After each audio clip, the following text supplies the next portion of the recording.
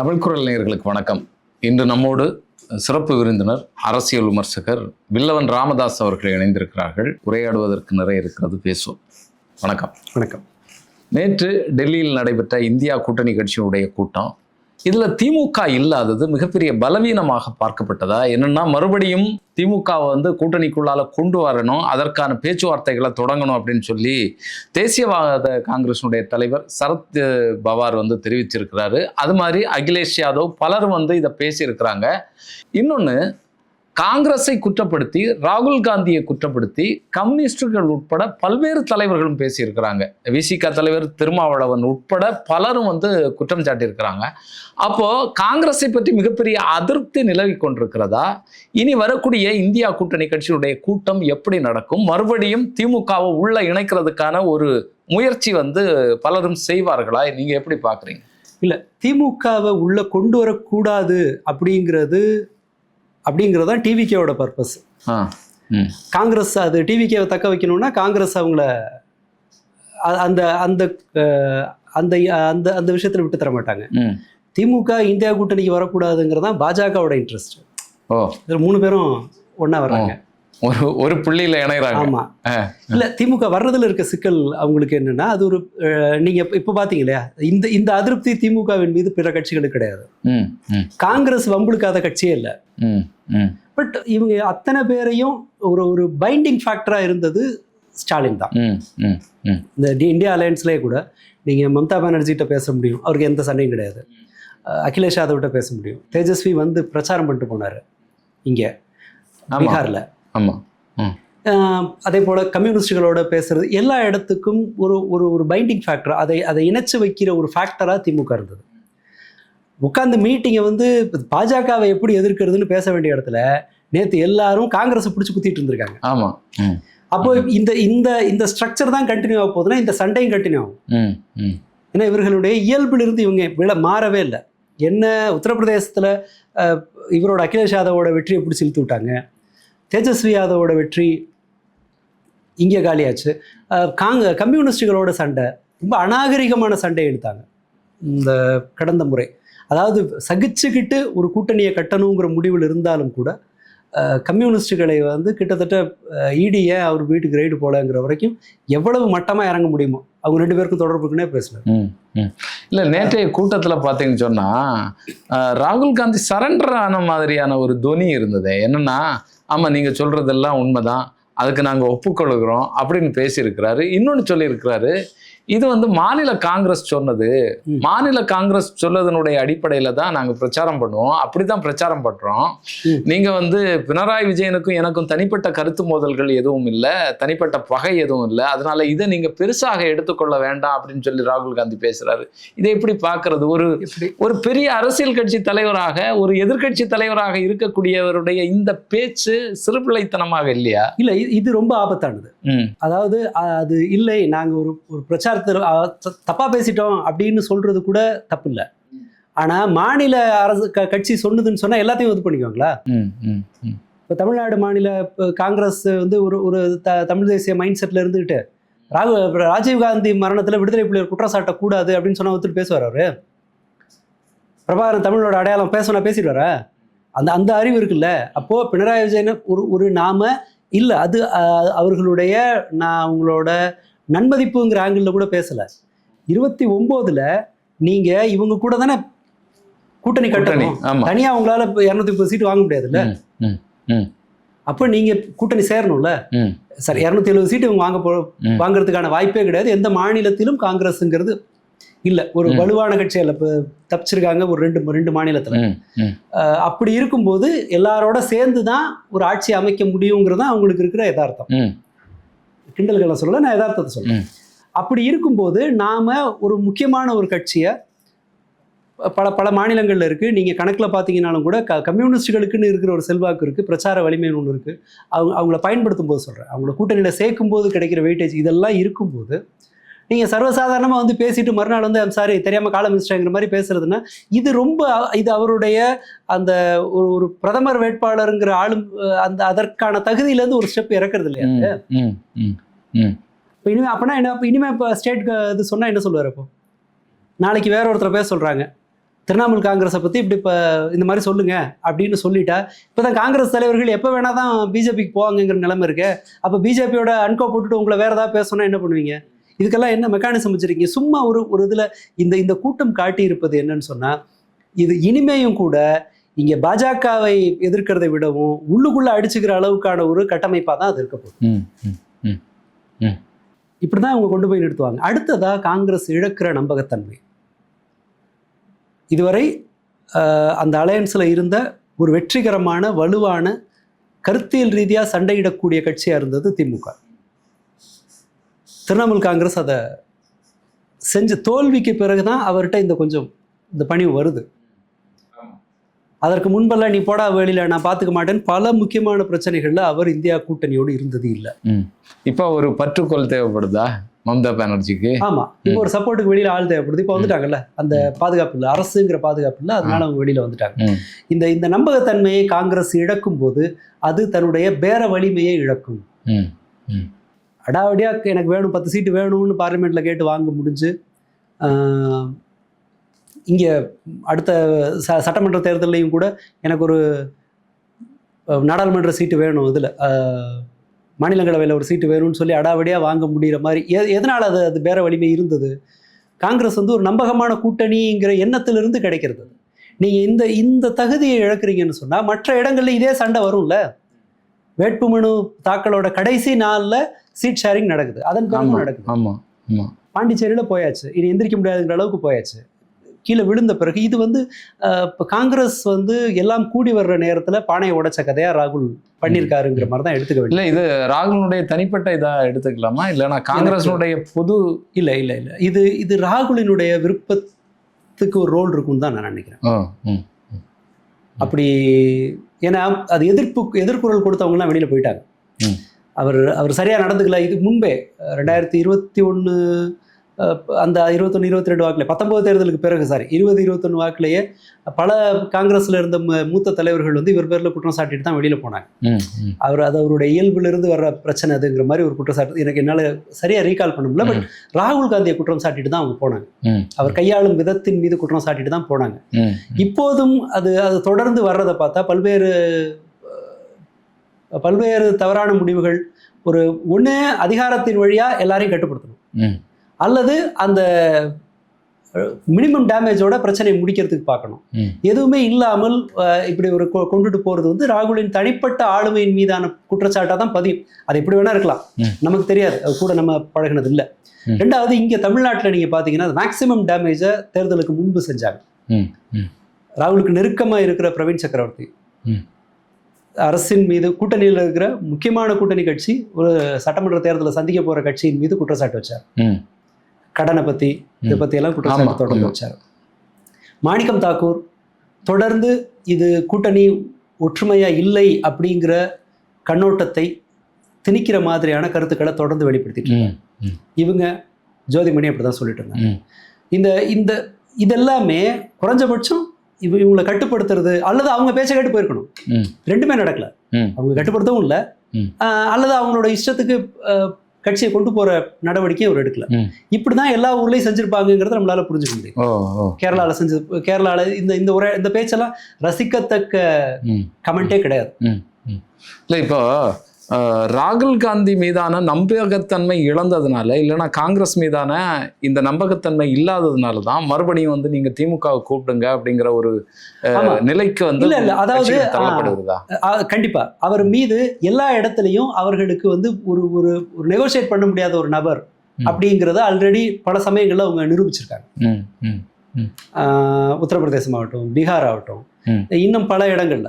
Even உள்கட்சிக்குள்ளேயே கூட அந்த முரண்பாட்டை சரி செய்யறதுல அவர் கடுமை. ராஜஸ்தான்ல அப்படிதான் தோத்தது, உள்கட்சி முரண்பாட்டுல தோத்தது. பல இடங்கள்ல ஒரு கிரிஷ் சோடங்கர் மாதிரி ஒருத்தர் தான் அங்க இன்னும் மூத்த தலைவர்கள், இவங்களுக்கு இணக்கமான தலைவர்கள் இருக்கும் போதும் கிரிஷ் சோடங்கர் மாதிரியான ஆளை தான் இங்க பேச்சுவார்த்தைக்கு அனுப்பிச்சாங்க. இது எல்லாமே அவரை திமுக மாதிரி ஒரு கட்சி தேசிய அளவுல எல்லாரோடையும் நல்ல இணக்கமான உறவில் இருக்கிற ஒரு கட்சி இருக்கும்போது இந்த கூட்டணி வலுவா இருக்கும்னு நம்புறது ரொம்ப நியாயம்தான். ஏன்னா வேற யாரும் இல்லை அந்த இடத்துல. நீங்க சொல்லுங்க, யார் இப்ப பண்ணுவா? இப்போது அந்த பாத்திரத்தை எடுத்து செய்யறதுக்கு யார் இருக்கா? திரிணாமுல் காங்கிரஸ் நீங்க கொண்டு வந்தீங்கன்னா திரிணாமுல் காங்கிரஸுக்கும் காங்கிரஸ் ஆகாது, மற்ற கம்யூனிஸ்ட் நீ முக்கியமான 2 பார்ட்னரை பகச்சுக்கிற மாதிரி ஆகும். சரி இவரை கூப்பிடலாமா அப்படின்னு பார்த்தா மற்ற அந்த அளவுக்கு வலுவானவர்கள் யாரும் கிடையாது. தேஜஸ்வி யாதவோ அவர்கள் அந்த மாநில அரசியலை தாண்டி அவர்களுக்கு ஒரு பெரிய செல்வாக்குங்கிறது கிடையாது, தேசிய அளவிலான செல்வாக்குங்கிறது கிடையாது.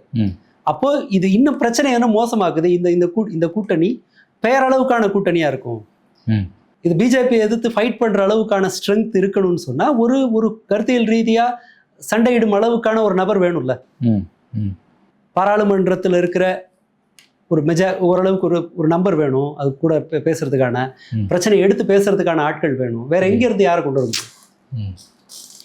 அப்போ இப்போ தமிழ்நாட்டிலேருந்து ஜோதிமணி அவர்கள் எம்பி அவர்கள் சொல்லியிருக்கிறாங்க, பகைமையெல்லாம் மறந்துட்டு மறுபடியும் திமுக உள்ளால வரணும், பாஜகவை வலிமையாக எதிர்க்க வேண்டிய தேவை இருக்கிறது, இந்திய நாட்டினுடைய நம்ம எதிர்காலத்தை பாதுகாக்கணும் அப்படிங்கிற மாதிரி எல்லாம் பேசியிருக்காங்க. இதெல்லாம் ஞாபகம் வருது, பரவாயில்ல. இது எதனுடைய வெளிப்பாடு? இந்த ஏதாவது பெட்ரோல் விலை ஏறுறது, இந்த ரொம்ப மோசமான தேசிய பிரச்சனை வரும்போது பாஜக ஒன்று சொல்லு தெரியுமா, பகையெல்லாம் மறந்துட்டு மோடி பின்னாடி நம்ம நிக்க வேண்டிய நேரம் இது அப்படிம்பாங்க. நீ எல்லாத்தையும் பண்ணுவ, நோட்டை செல்லாதும்ப, ஜிஎஸ்டியை போட்டு ஒழிப்ப, எங்களை எல்லாத்தையும் பண்ணிவிட்டு கடைசியா பாகிஸ்தானோட சண்டை போடும்போது மட்டும் எல்லாத்தையும் மறந்துட்டு மோடி பின்னாடி நிக்கணும்னு சொல்றத ஜோதிமணியால ஏத்துக்க முடியும்னா இதையும் ஏத்துக்கலாம். இந்த பிரிவை, இந்த கூட்டணியும் அவங்க நாகரிகமா கொண்டு போல, அதிலிருந்து விலகலையும் நாகரிகமா அவங்க எடுத்துட்டு போல.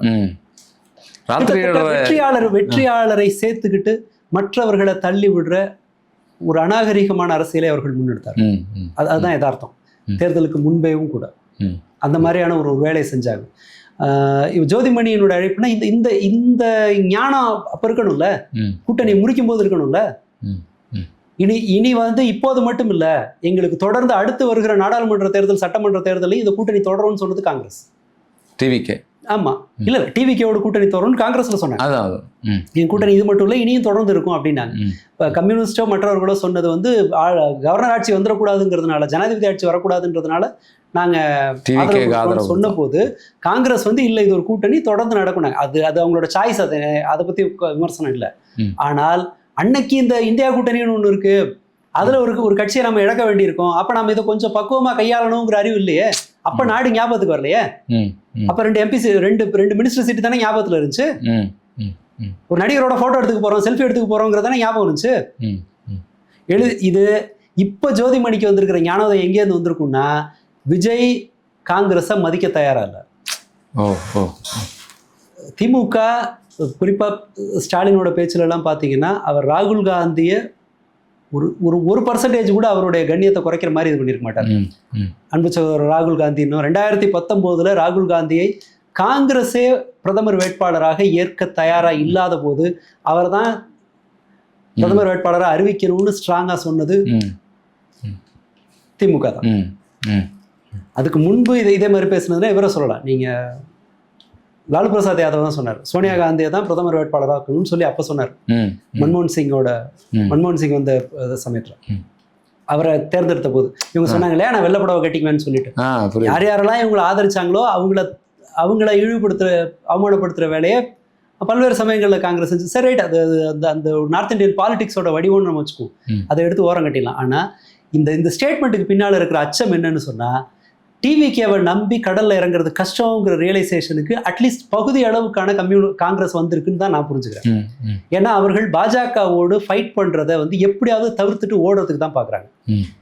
தாவேகா 29 கூட பாஜக கீழே விழுந்தா அந்த வாய்ப்பை பயன்படுத்திக்கலான்ற ஐடியால வேணா இருப்பாங்களே தவிர 29 வரைக்கும் பாஜகவோடு சண்டை போடுற மாதிரியான எந்த சூழலையும் தவிர்த்துரும்.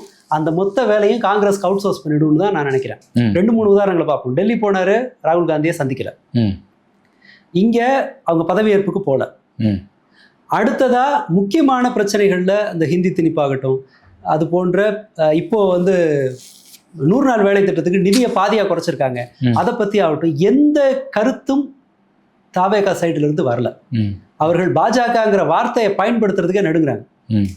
ஏதாவது ஒரு கூட்டத்தில் ஏறி நாங்க மதச்சார்பற்றவர்கள் அப்படின்னு ஒரு ஸ்டேட்மெண்ட்டை சொல்லிட்டா போதும். புரியுது. போர்டு வச்சா போதும், இங்கு நல்ல மீன்கள் விற்கப்படும்னு போர்டு வைக்கிற மாதிரி நாங்க தான் மதசார்பற்ற சக்தின்னு ஒரு வார்த்தையை சொல்லிட்டா போதும். இது இவங்க 2 பேரையும் எதிர்க்கிறோன்னு வார்த்தைக்கு சொல்லிட்டு செயலளவில் கருத்தளவில் அவர்கள் வந்து இந்த பாஜகவுக்கு எதிராக செயல்படுறதை அவங்க முற்றா விரும்பல. எங்கேயாவது நடக்குமா? ஒரு எதிர்பார்க்காத, இந்தியாவே எதிர்பார்க்காத ஒரு அரசியல் முடிவு வந்திருக்கு, தேர்தல் முடிவு வந்திருக்கு தமிழ்நாட்டில். அவர்களுக்கு முதல்ல லட்டு மாதிரி கிடைக்குது, ஒரு பாராளுமன்றத்தில் கால் எடுத்து வைக்கிறதுக்கான ஒரு வாய்ப்பு வருது. ஏன் அதை தூக்கி காங்கிரஸ் கையில் கொடுக்குறாங்க? டெல்லியில போறது அங்க போனா நீங்க ஒரு நிலைப்பாட்டை எடுக்கணும். பிஜேபி ஆதரிச்சு ஓட்டு போடணும், இல்லை எதிர்த்து ஓட்டு போடணும், வெளியில வரணும். எது செஞ்சாலும் பிரச்சனை ஆகும். ஆதரிச்சு ஓட்டு போட்டீங்கன்னா தமிழ்நாட்டில் அரசியல் பண்ண முடியாது, எதிர்த்து ஓட்டு போட்டீங்கன்னா தமிழ்நாட்டில் அரசியல் பண்ண முடியாதுன்னா ஒரு செக்ஷன்ல. நான் இதுல வந்து முழுக்கெல்லாம் இல்லை, ரசிகர்கள் வந்து அதை பத்தி கவலைப்படுவாங்கன்னா நான் நம்பல. அதனால அதை விட்டுருவோம், ரசிகர்கள் கவலைப்படுவாங்கன்னு. எதிர்த்து ஓட்டு போட்டா பிரச்சனை, ஆதரிச்சு ஓட்டு போட்டா பிரச்சனை, வெளியில வந்தா பிரச்சனை, எதுக்கு வம்பு கொடுத்துருவோம். அவங்க இதை மொத்தமா அவுட் சோர்ஸ் கொடுத்துட்டாங்க காங்கிரஸுக்கு. அடுத்ததா இதை இந்த இந்த இந்த இதே மாதிரியான நடத்தையை தான் அவர்கள் 2029 வரைக்கும் வெளிப்படுத்த போறாங்க. குத்துப்பாட்டு, பஞ்ச் டயலாகு, அதுக்கு மேல ஒன்றும் இங்க பேராதுன்னு அவங்களுக்கு தெரியும். ராகுல் காந்தி கிடைச்ச ஸ்டேட்டஸையும் அவங்க மரியாதையும் அவங்க பார்த்துருப்பாங்க. இது சுத்தப்படாது, நாம டிஎம்கேவை உள்ள இழுக்கிற மாதிரி இருந்தாதான் கொஞ்சமாவது டிவிகேவை லைட்டா பயமுறுத்தாவது முடியும். இன்னொரு 5 எம்எல்ஏ சீட்டை வேற எங்கேயாவது உஷார் பண்ணிட்டாங்கன்னா காங்கிரஸே தேவையில்லையே. புரியுது. ஒரு போன் கால்ல வந்து தூக்கி போடுனா என்ன பண்றது? இதுக்கு பயப்படுறாங்க அவங்க. அல்லது நம்மள மாதிரியே இவங்க நடந்துட்டா என்ன பண்றது? காங்கிரஸ் நடந்து கொண்ட மாதிரியே மற்ற கட்சிகள்கிட்ட காங்கிரஸ் எப்படி நடந்துக்குதோ அதே போல டிவிக்கே நம்மகிட்ட நடந்துருச்சுன்னா என்ன பண்ணுதுன்னு பயப்படுறாங்க. எதுக்கும் இருக்கட்டும்னு வைக்கிறாங்க. பட் பர்சனலா கேட்டீங்கன்னா இந்த அழைப்பை திமுக பரிசீலிக்கவே கூடாதுன்னு தான் நான் சொல்லுவேன். ஏன்னா இது வந்து ஒரு நீங்க உங்களுடைய நடத்தையின் குறித்து எந்த கவலையும் படாம ரொம்ப சிம்பிளா சௌரியமா வந்து நாட்டு நலன் கருதி வாங்கன்னு சொல்லிட்டு நாட்டை வச்சு பிளாக்மெயில் பண்றீங்களா என்ன? இது டிவி கேட்ட வாங்கின அடியின் விளைவாக அவர்களுக்கு லேசா சுதாரிச்சிருக்காங்க. இதை எங்கேயோ மாட்டிக்குவோமோ அப்படின்னு சொல்லிட்டு 29 இந்த மாதிரி இப்படி ஒரு சென்ட்ரல் ரோல் எடுக்கல. இப்போ என்ன நினைச்சிருப்பாங்கன்னா விஜயை கொண்டு போய் நார்த் இந்தியாவில் காட்டி ஓட்டு வாங்கிலாம் நினைச்சிருப்பாங்க. அவர் சாட்டர்டே சண்டேவே இதுக்கு செக்ரட்டரியேட் வராமல் லீவ் போட்டுருக்கு, வீக்கெண்டு போயிடுறாரு. அவரோட அரசியலுடைய நடவடிக்கை என்னன்னா, எப்ப யாரும் வீட்டு பக்கம் வந்துடாத, நான் காலையில சாயங்காலம் வரைக்கும் செக்ரட்டரியேட்ல இருப்பேன், இருந்துட்டு இங்கே முடிச்சுக்க. ஒரு ஆபீஸ் வேலை மாதிரி. பஞ்சாயத்தெல்லாம் பழக்க வழக்கம் எல்லாம் பஞ்சாயத்தோட இருக்கட்டும், வீட்டு பக்கம் வர வேணாம், வர்ற வேலை வச்சுக்காதன்னு வடிவேலு டயலாக் தான் அவர் எக்ஸிக்யூட் பண்றாரு. இது இந்தியாவினுடைய அரசியலுக்கு இது ஒத்து வராது. நாம் தாவேக்காவை நம்பினா இந்த மாதிரி இடங்கள்ல சிக்கிக்கோன்னு அவங்களுக்கு ஒரு பயம் இருக்கலாம். அதன் வெளிப்பாடாக கூட ஜோதிமணி பேசியிருக்கலாம். பேசின வரைக்கும் சரி. பட் இதை பரிசீலிக்கிறது அவ்வளவு புத்திசாலித்தனம் இல்லை அப்படின்னு தான் நினைப்பேன். இந்தியா கூட்டணி இதே வடிவத்தில் தொடருமானால், அவர்கள் இந்த முரண்பாட்டை சரி செய்வதற்கான முயற்சியை எடுக்கலன்னு சொன்னா, அவங்க தான் பஞ்சாயத்தை பேசுறதுக்கு தான் நேரம் சரியா இருக்குமே தவிர அவர்கள் நாட்டுக்காக செயல்படுவதற்கான வாய்ப்பு ரொம்ப குறைவுதான். இது இல்லை, நான் வந்து இவர்களுடைய கடந்த வரலாற்றிலிருந்து நான் சொல்றேன். தன்னை மாற்றிக்கொள்ள முனையளவும் அவர்கள் தயாரா இல்லைங்கிற யதார்த்தத்திலிருந்து நான் பேசுறேன். ஏதோ காங்கிரஸ் மீதான கடுப்புல வருதுங்கிறது மட்டும் இல்லை. நான் அதனுடைய வடிவத்துல பார்க்கும் போதே இந்த சிக்கல்லாம் இருக்கு. இதை சரி செய்யறதுக்கான எந்த முயற்சியும் எடுக்கல அப்படிங்கும் போதும் அதை இணைப்பதற்கான வலுவான தலைமை அங்க உள்ள வேற இல்லை. கடுமையா முரண்படுறவங்க தான் இருக்காங்களே தவிர எல்லாருக்கும் சாதகமான ஒரு நபர் இல்லை. இந்த முடிவு வெறும் 2 மாநிலத்தில் இருக்கிற 2 அமைச்சர் பதவிக்காக ஒரு முக்கியமான பார்ட்னரை காங்கிரஸ் இழந்திருக்கு அப்படின்னு தான் தோணுது எனக்கு இப்போதைக்கு. விஜயை வச்சு திமுகவினுடைய அந்த நம்பர் அவங்க ரீப்ளேஸ் பண்றது வேணா சாத்தியமா இருக்கலாம். அதுவும் கூட இப்போ இல்லை, பார்லிமெண்ட்ல அது கிடையாது. ஆனால் செயலளவில் கட்டுமானம்ங்கிற அளவில் அதோட ஸ்ட்ரக்சரை காப்பாற்றுற அளவில் தாவேகாங்கிறது ஒரு லக்கேஜ். இந்தியா அலையன்ஸுக்கு தாவேகா ஒரு லக்கேஜ். அண்ட் மோர் ஓவர் அவர் அந்த பக்கம் போக மாட்டார். ஏதாவது இப்போ போகாம இருந்ததுக்கான காரணம் என்னன்னு நினைக்கிறீங்க? இந்தியா அலையன்ஸ்ல வந்து டிவிகே வந்து அழைக்கப்பட்டிருக்கிறது. இப்போ டிவிகே வந்து போகல, யாருமே பங்கேற்கல. இவர்களை தடுத்தாங்களா? இல்லைன்னு சொன்னா காங்கிரஸ்ல ஒரு லாஜிக் என்ன சொல்றாங்கன்னா, அவங்களுக்கு எம்பிஸே இல்லைல்ல அப்படிங்கிறாங்க. ஆனா எம்பிக்களே இல்லாத 5 கட்சி சேர்ந்துருக்கு. 5 வெவ்வேறு கட்சிகள், கோவாலேருந்து கேரளாலேருந்துல இருக்கிற 5 கட்சிகள், எம்பிக்களே இல்லாத கட்சிகள் நம்பருக்காக கூப்பிட்டுருக்காங்க. மதிமுக பங்கேற்றிருக்கா? மதிமுக பங்கேற்றிருக்கு. அதுல சொல்றது கொண்டு இல்லை. அவங்க ஒரு டிஎம்கேலேருந்து ஒரு தள்ளி இருக்கிற ஒரு டோனை வெளிப்படுத்தியிருக்காங்க. அண்டு விஜய் கூட அவங்க காட்டின நெருக்கம், அவர் காட்டினது இதெல்லாம் தெரியும் போது ரைட் அவங்க பார்ட்டிசிபேட் பண்ணியிருக்காங்க. பட் இது எல்லாரையும் இவங்களை எல்லாம் தமிழ்நாட்டில் இந்த கட்சிகளை ஒருங்கிணைக்க போகுது யார்? விஜயா? காங்கிரஸா? இல்ல இப்போ விஜய் போகாதது அந்த சிக்கலை நான் சொல்றேன். டிவிக்கே போகாததும் பாஜகவை பயந்து தானா? ஆமா, அப்படி இருக்கும். வேற காரணமே இல்லை. வேற என்ன காரணம் இருக்க முடியும் சொல்லுங்க? இல்ல இது தேசிய அளவுல கிடைக்கக்கூடிய ஒரு அங்கீகாரமாக தானே மற்ற கட்சி பார்க்கணும். இல்ல அது நீங்க யார் இருக்கா இது இந்த இந்தியா கூட்டணியில சேரணும் அப்படின்னு சொல்ற பாஜகவுக்கு எதிரான ஒரு வலுவான சண்டையை நாம அரசியல் களத்தில் நடத்தணும் அப்படின்னு உறுதியாக சொல்கிற ஒரு நபர் யார்? டிவிக்கேல யார் இருக்கா? விஜயா? அவர் பேர்ல கேஸ் இருக்கு, அவருக்கு தெரியவும் தெரியாது, அதை விட்டுலாம். ஆதவர்ஜுனா அவங்களோட lottery business North East, West Bengal, இந்த எல்லா இடத்துலையும் எங்க வேணாலும் பிடிச்சிருக்கலாம். அவர் செய்வாரா? மாட்டார். சிடிஆர் நிர்மல்குமார் அவர் பழைய RSS. நீ அதுக்கப்புறம்லாம் மாத்தலாம் முடியாது, ரொம்ப கஷ்டம், ரொம்ப ரேர். அவர முடியாது. புசி ஆனதுக்கு ஏதாவது தெரியுமா? இல்ல. வேற யார் அங்க கொண்டு வந்து நிறுத்த முடியும்? ராஜ்மோகன்?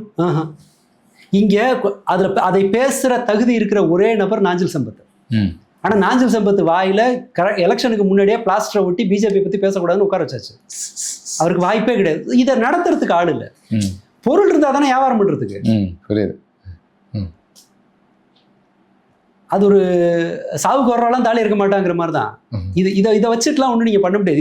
இவங்க சொல்லுவாங்க, பேரளவுக்கு சொல்லுவாங்க. அதுவும் பாஜக எதிர்ப்பு தேவைப்படாதுங்கிற பட்சத்துல அதை தூக்கி இறக்கி வைக்கிறதுக்கு அவங்க தயங்க மாட்டாங்க. இந்த இடத்துல அந்த கட்சியினுடைய திமுகவினுடைய முதுகெலும்பா இருப்பது, இந்த கொள்கையெல்லாம் தூக்கி வச்சா திமுகவால் அரசியல் நடத்த முடியாது. ஆனால் எந்த கொள்கையை பேசினாலும் அந்த விஜய் கட்சி விஜய் மூஞ்சுதான் அங்க. அது அதனுடைய மைய புள்ளி அந்த முகம்தான். நீங்க அலங்காரம் அதுல மீசை எடுத்தாலும் வச்சாலும் வேற ஹேர் ஸ்டைல் வச்சாலும் அந்த மூஞ்சுதான். அதுல பிரச்சனையே கிடையாது. பட் இங்கேதான் அந்த கொள்கை ரீதியானதெல்லாம் ஒண்ணுமே இல்லை. இப்ப யாராவது கேட்கறாங்களா? தலித் கொலைகள் நடக்குது ஐயோஹோ அப்படின்னு பேசுற ஃபேஸ்புக்ல ஏதாவது பாத்தீங்களா? கேட்க மாட்டாங்க. சட்டம் ஒழுங்கு இவ்வளவு பிரச்சனை நடக்குதே, கேட்க மாட்டாங்க. ஏன் இந்த நீட்டுக்கு இவ்வளவு பெரிய பிரச்சனை வந்திருக்கு, ஏன் ஒரு போராட்டம் நடத்தல, கேட்க மாட்டாங்க. ஏன் அரசாங்கம் கேஸ் போடல, கேட்க மாட்டாங்க. ஏன்னா இங்க நடக்காதுன்னு தெரியும். டிஎம்கேவுக்கு அது ஒரு கம்பல்ஷன். அது உங்களுடைய சிறப்பு ஸ்பெஷாலிட்டின்னு கூட நான் சொல்ல மாட்டேன். அது ஒரு நிர்பந்தம். அது அந்த அடையாளத்தை திறந்துட்டா இருக்கிற ஓட் பேங்க் அவங்கள கேள்வி கேட்கும். கருத்தியல் ரீதியான நெருக்கடிங்கிறது அது அவங்களால இறக்கி வைக்க முடியாத ஒரு சுமை. அது ஒரு பார்ட். அது இல்ல, அதுதான் அவங்களுடைய உயிர் மூச்சு அப்படின்னு சொல்லலாம். அதை எடுத்துட்டு அவங்களால பாலிடிக்ஸே பண்ண முடியாது. பல சமயங்கள்ல அது அந்த நிர்பந்தம் கட்சிக்குள்ள இருந்தே வரும். இங்க அந்த மாதிரியான ஒரு நெருக்கடி கிடையாது. இந்தியா கூட்டணி தேவை அப்படின்னு கூட யாரும் பேசல. அதை பத்தி விஜய் முடிவு பண்ணுவார் இருக்காரு செங்கோட்டையன். சோ இவர்கள் ஒரு பழச சரி பண்றேன்னு சொல்லிட்டு அவங்க புதிய கட்சி மோகத்துல அவங்க ஏற்கனவே இருந்த கட்டமைப்பை தேவையில்லாம உடைச்சிருக்காங்க காங்கிரஸ் அப்படிங்கிறது தான் என்னுடைய ஆரம்ப கட்டத்தில் இருக்கு. இனிமே அவங்க ஏதாவது கோர்ஸ் கரெக்ஷன் பண்ணுவாங்களா அதெல்லாம் நமக்கு தெரியாது. ஆனால் காங்கிரஸ் ஒரு அற்ப ஆசையில பெரிய பெனிஃபிட் இல்லாத ஒரு அலையன்ஸுக்காக நான் உங்களுக்கு ஒரு நம்பர்ல சொல்றேன். அவங்களுக்கு இது கிடைக்கிறதுனால ஒரு 10 MP எண்ணிக்கை மட்டும். ஆமா, திமுகவை ரீப்ளேஸ் பண்றதுக்கு இப்போதைக்கு எந்த விதத்திலும் தகுதி இல்லாத ஒரு கட்சியினுடைய கூட்டணிக்காக அவங்க இதுல ரொம்ப முக்கியமான அவங்களுடைய ஒரு பார்ட்னரை இழந்திருக்காங்க, தொலைச்சிருக்காங்க. ஸோ அதனுடைய விளைவுகளை சரி செய்யறதுக்குள்ள அடுத்த எலெக்ஷன் வரும். காக்ரோச் ஜனதா பார்ட்டின்னு சொல்லிட்டு இது பிஜேபி ஆசீர்வாதத்தோட பிஜேபி அலோவ் பண்ணி நடக்கிறதுன்னு தான் நான் நம்புறேன். ஏன்னா இந்த மாதிரியான ஒரு புரட்சி இன்ஸ்டாகிராம்ல ஆரம்பிச்சு ஒருத்தர் திடீர்னு அமெரிக்கால இருந்து ஒருத்தர் இறங்கி இந்தியாவினுடைய அரசியலை மாத்திருவாரு நம்புற அரசியலுக்கு எனக்கு அது ஒத்து போகல. இந்த கன்சாலிடேஷன் காங்கிரசினுடைய வெற்றியை தான் பாதிக்கும். அவங்க யாரை திரட்டுறாங்க, அந்த அலையன்ஸ் யாரை சப்போர்ட் பண்ண போது என்னன்னு தெரியாது. அவர்கள் யாரை திரட்டுவார்கள்? பாஜகவுக்கு எதிரான ஓட்டுகளை அவங்க கன்சாலிடேட் பண்ணுவாங்க. அந்த ஓட்டு யாருக்கு டேமேஜா இருக்கும்? அந்த ஓட்டு சும்மா விட்டா ராகுல் காந்திக்கு வர வேண்டிய ஓட்டா இருக்கு. இல்ல, ராகுல் காந்திக்கு டேமேஜ் அது மாதிரி பாஜகவும் டேமேஜ் தானே. பாஜகவினுடைய ஓட்டை எப்படி எடுக்காதுன்னு சொல்றீங்க? அதாவது காக்ரோச் ஜனதா பார்ட்டி இப்போ அந்த கூட்டணிக்கு யார் போவா? பாஜக இருக்கவங்க போறாங்க. இல்ல காங்கிரஸ்ல இருக்கிறவங்க, காங்கிரஸ்ல இருக்கவங்களும் போக தேவையில்லை. இல்ல இப்ப ஆதரவு கொடுத்திருக்காங்கல்ல, ஏதோ செய்யட்டும். ஆனால் இப்போ காங்கிரசினுடைய பெரிய பலவீனம் என்ன? காங்கிரஸுக்கு ஓட் பேங்க் இல்ல. பாஜகவால பாதிக்கப்பட்ட ஏபொலிட்டிக்கல் செக்ஷனோட ஓட்டு, மிடில் கிளாஸோட ஓட்டை காங்கிரஸ் வாங்குனா காங்கிரஸால ஜெயிக்க முடியும். இதானே யதார்த்தம். இப்ப அந்த மிடில் கிளாஸ் ஓட்டை, யூத் ஓட்டை, புதுசா வந்திருக்கிற ஓட்டை, இதுவரைக்கும் பாஜகவுக்கு போகாத அல்லது பாஜகவின் மீது அபிப்பிராயம் இல்லாத, இப்போ பாஜக மேல அதிருப்தியில் இருக்கிறவர்களோட ஓட்டை உடைக்கிறதுக்கு புதுசா ஒரு ஆள் வந்திருக்காங்கன்னா அது டேமேஜா இருக்கு. பாஜகவுக்கு எதிரான ஓட்டை எடுத்துட்டு போறதுக்கு இன்னொரு இது வந்திருக்குன்னா இவங்களுக்கு வர வேண்டிய ஷேர்ல அது. அதை எப்படி எதிர்கொள்ள போறாங்க? இந்த ஸ்ட்ரக்சரலா கட்டமைப்பை வலுப்படுத்துறதுக்கான ஆட்கள் இல்லாம என்ன பண்ண போறாங்கன்னு தெரியாது. இன்னைய கணக்குக்கு இந்த கூட்டம் ஒரு தோல்விகரமானது தான் இருக்கும். அதை திரும்பவும் சரி செய்யறதுக்கு டிவிகே இவங்க உள்ள கொண்டு வர்றது எனக்கு தெரிஞ்சு சாத்தியம் இல்லை. எப்ப நடக்கும்னா தாவேக உள்ள வரும்னா 29 தேர்தலில் பாஜக தோத்துரும் அப்படிங்கிற ஒரு உறுதியான நம்பிக்கை இல்லாமல் தாவேகா இந்தியா கூட்டணிக்குள்ள போகாது. அப்படிதான் இருக்கும். அதன் பிறகு வேணா அந்த ஜெயிச்சா காங்கிரஸ் 2 பேருக்கும் காங்கிரஸ்க்கு ஓரளவு சீட்டு அப்போது வேணும்னா ஒட்டிக்கலாமே தவிர 29 தேர்தல் வரை இந்தியா கூட்டணிக்கு எந்த சப்போர்ட்டையும் தாவேகா கொடுக்கறதுக்கு வாய்ப்பு இல்லை. இல்லை இப்போ ஒரு குலைவு ஏற்பட்டிருக்கக்கூடிய நிலையில இந்தியா கூட்டணிக்குள்ளால அதுல இருக்கக்கூடிய கட்சிகளை திமுக வெளியில எடுத்து ஒரு 3வது அணி அமைக்கக்கூடிய வாய்ப்பு இருக்கா? தேசிய இல்ல அதுல இப்பவே இந்திய கம்யூனிஸ்ட் மார்க்சிஸ்ட் ஒரு மாதிரி பேசுறாங்க. இந்திய கம்யூனிஸ்ட் நாங்க திமுக கூட்டணியில தான் இருக்கோம்னு வீரபாண்டியன் பேசியிருந்தாரு. அதுக்கப்புறம் இது மாத்திருக்காங்கன்னு தெரியல. இப்பதான் காலையில ஒரு மாதிரி சாயங்காலம் ஒரு மாதிரி இருக்கு. எடிட்டிங் பண்ணி வரதுக்குள்ள எப்படி வரும்னு எனக்கு தெரியாது. ஆனாலும் தேமுதிக இங்க இருக்காங்க. இன்னும் சிலரை கொண்டு வரதுக்கான முயற்சி அவங்க எடுக்கலாம். டிவிகே இவங்களை எந்த அளவுக்கு மதிக்க போகுது, இவங்களுக்கு எந்த அளவுக்கு சீட்டு கொடுக்கறது மட்டுமே இல்லைல்ல. நீங்க தொடர்ந்து ஒரு அரசியல் நடத்துவதற்கான இப்போ கம்யூனிஸ்டுகள் இல்லை, இப்போ இதுல இன்னும் இருக்கிறது பார்த்தீங்கன்னு சொன்னா கம்யூனிஸ்டுகள் வெளியில இருந்து ஆதரவு விசிகே உள்ளால இருக்கு. முக்கியமான ஒரு கட்சி திமுக கூட இருந்தது. விசிகாவினுடைய நிலைப்பாடு எல்லாம் இந்த மாதிரி. விசிகா எனக்கு சொல்றது கஷ்டமா தான் இருக்கு. விசிகாவை அடுத்த சில ஆண்டுகள்ல டிவிகேவே இரலவெண்ட் ஆக்கிடும். அவங்களோட பெரும்பாலான ஓட் பேங்க் ஆதவ அர்ஜுனா அவங்க அங்கிருந்து போகும்போதே பெரும்பாலானவர்கள் அவரோட ஆளுகை கீழே போயிட்டாங்க. ஆதவ அர்ஜுனாவே சொன்னாரு, விசிகால ஆட்கள் எல்லாம் எங்கள்கிட்ட தான் இருக்காங்க. விசிகா வெறும் 20 பேர் இருக்க கட்சினாரு தேர்தலுக்கு முன்பு. ஸோ இவங்க வலுவான ஒரு அரசியல் நடத்துறதுக்கான கட்டமைப்பு ரீதியான பல விஷயங்களை அவங்க எடுத்துட்டாங்க. முதல் பிரச்சனை.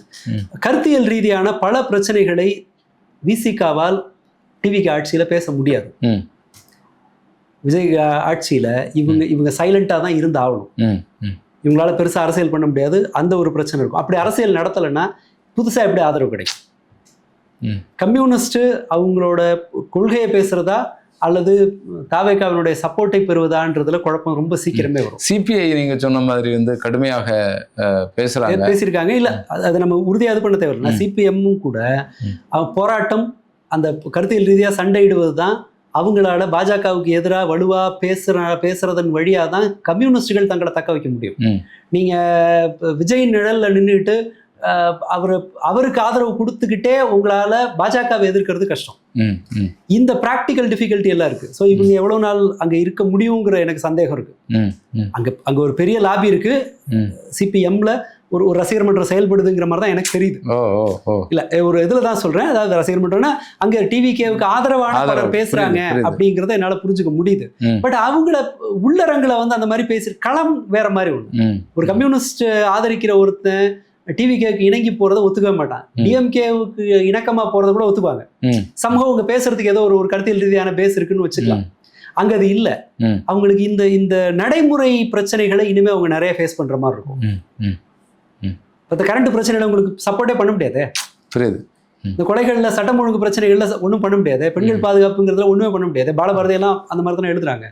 இதெல்லாமே வெளியில வந்துருவாங்கிறதுல வரணுங்கிற ஆங்கிள் எல்லாம் நான் பேசல. அது அவங்களோட இஷ்டம். பட் இந்த நெருக்கடிக்கு அவங்க முகம் கொடுத்துதான் ஆகணும். இந்த கூட்டணி அப்படியே இருக்கும்னுலாம் நம்ப முடியாது. அண்ட் காங்கிரஸ் இதை எப்படி இப்போ பி சிதம்பரமோ அல்லது அதை போல வேற ஒருத்தரோ ஓரளவு நிதானமா செயல்படுற வேறு ஒருவரோ இருந்தா பரவாயில்ல.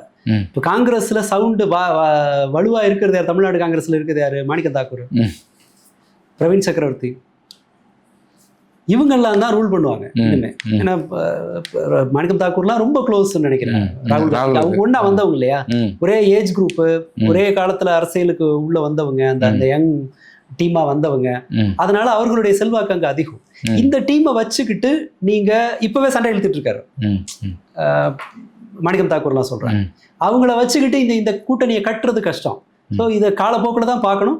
ஒன்று வேணா உறுதி, தவேகா நிச்சயமாக பாஜகவுக்கு எதிராக செயல்பட போவதே கிடையாது. மாதம் ஒரு வாட்டி எங்கேயாவது மைக்க பிடிச்சி பஞ்ச் டயலாக் பேசிட்டு அவர் கிளம்பிடுவார். அவ்வளவுதான் பாலிடிக்ஸ். தலைவர் எல்லாத்தையும் முடிவு பண்ணுவார், மற்றவங்க சொல்லிடுவாங்க. நம்ம அதை மட்டும் பார்த்துக்கலாம். என்டர்டெயின்மெண்ட் கேரண்டி, சந்தேகம் இல்லை. வேற எதுவும் நடக்காது. ஆமாம் ஆமாம். நீங்கள் மதச்சார்பற்றது, அரசியல் தெளிவு, அந்த மாதிரிலாம் நீங்கள் ஒன்றும் கனவு காணலாம் அவசியம் இல்லை. ரைட், பொழுது போகும் 3 வருஷம் உருப்படியாக ஒன்றும் கிடைக்காது. தொடர்ந்து பேசுவோம். தேசிய அரசியல்லையும் தமிழக அரசியல்லையும் என்ன நடக்கிறது அப்படிங்கிறத பொறுத்திருந்து பார்ப்போம். உங்களுடைய நேரத்திற்கும் கருத்திற்கும் நன்றி.